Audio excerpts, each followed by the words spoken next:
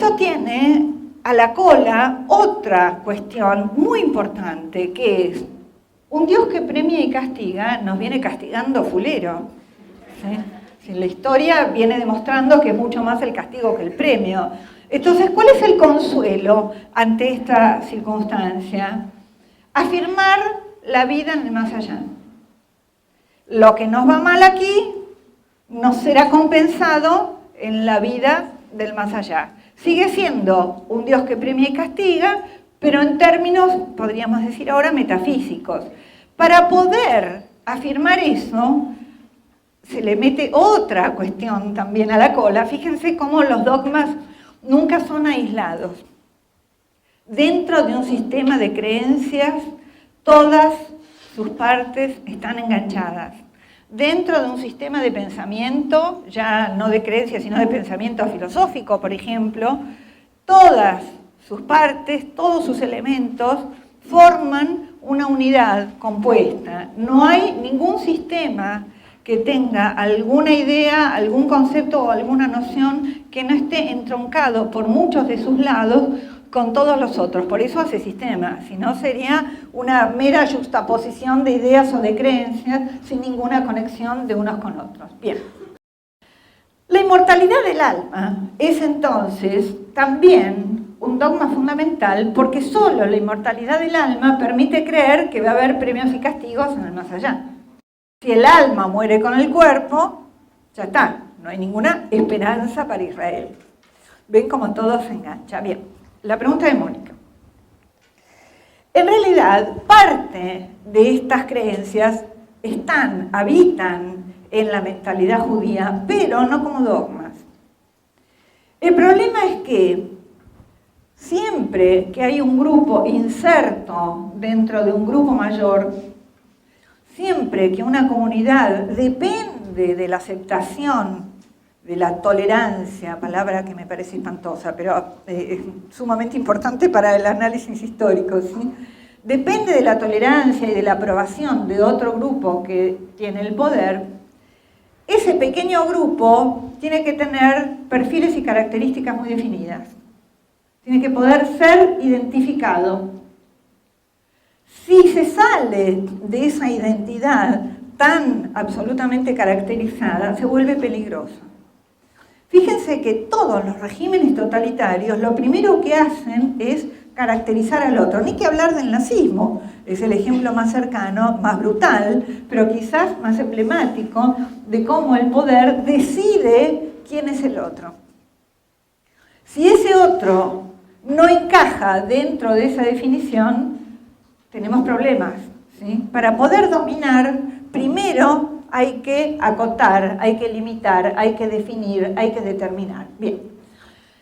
Desde los diversos estamentos del poder, ya sea del protestantismo, del poder político y demás, se intenta, por lo tanto, que esta pequeña comunidad huésped, también fue parásito en algún momento, digo huésped en el sentido biológico del término, ¿sí? Mantenga su identidad claramente definida para poder tratar con ellos. Recuerden que siempre hay tratos, negociaciones, pactos, diversos acuerdos entre una comunidad pequeña, huésped, y la comunidad que lo aloja. Salirse de estos parámetros se vive como extraordinariamente peligroso al interior de la comunidad judía. Quiere decir, los propios dirigentes de la comunidad judía necesitan que todos sus miembros respeten y acaten este perfil, digamos. ¿Qué le pasó a Spinoza? El texto del Jerem, ¿sí?, de lo que normalmente se conoce como excomunión, y no es excomunión. La palabra excomunión pertenece al cristianismo, ¿sí? Es una expulsión religiosa. Lo de Spinoza no es una expulsión religiosa, es una expulsión administrativa comunitaria, ¿sí? No lo expulsan de los servicios de la sinagoga, lo expulsan de la vida en comunidad. Es una expulsión por ahora eso, ¿no? Además la más grave, su grado más alto, porque había distintos grados de expulsiones, de castigos y demás. Esta es la peor de todas, que se llama shamata, ¿sí? Que es la expulsión total. Nadie puede ni hablarle, ni tocarlo, ni hacer negocios con él, ni entrar en tratos con él, ni acercarse a menos de 4 codos, dice el texto, ¿sí?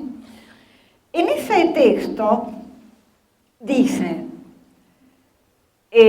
los personajes del Kaal, del Ma'amad, o sea, los dirigentes, con el consentimiento de los Jajamim, o sea, de los rabinos, fíjense, ¿no? O sea, los que mandan son los dirigentes comunitarios, no los rabinos. Expulsan para siempre y maldicen con todas las maldiciones, bla, bla, bla, bla, bla. Por ejemplo, la maldición de Josué a Jericó, a Jericó, etcétera, etcétera. O sea, lo peor de todo, al así llamado Baruch de Spinoza, por sus dichos y sus actos. Por sus dichos y sus actos.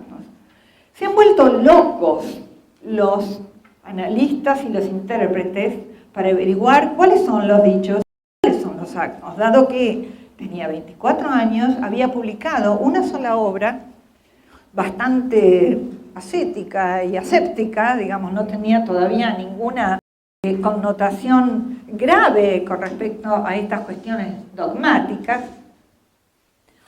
pero digamos, no hay ninguna fuente primaria, ninguna fuente directa que nos dé cuenta de qué era lo que Spinoza hacía o decía.